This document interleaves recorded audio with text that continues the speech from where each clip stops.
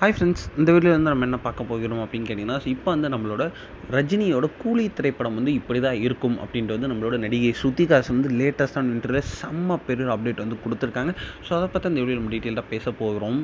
So Tamil சினிமாவில் முன்னணி நடிகராக இருக்கிறது தான் நம்மளோட சூப்பர் ஸ்டார் ரஜினிகாந்த். ஸோ அவர் வந்து இப்போ வந்து லேட்டஸ்ட்டாக வந்து நம்மளோட லோகேஷ் கனகராஜோட இயக்கத்தில் கூலி அப்படின்ற திரைப்படத்தை வந்து நடிச்சுக்கிட்டு இருக்காங்க.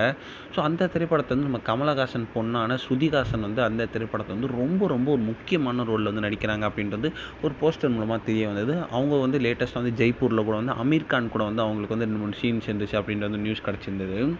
இப்போ வந்து அவங்க வந்து செம்மையாக வந்து நம்மளோட ரஜினிகாந்த் கூட லோகேஷ் கனகராஜ் இயக்கத்தில் கூலி திரைப்படம் நடிச்சிட்டு வந்த நிலையில் வந்து ஒரு பேட்டி ஒன்றில் வந்து கூலி திரைப்படத்தை பற்றியும் லோகேஷ் கனகராஜ் பற்றியும் வந்து சில விஷயங்கள் பேசியிருக்காங்க.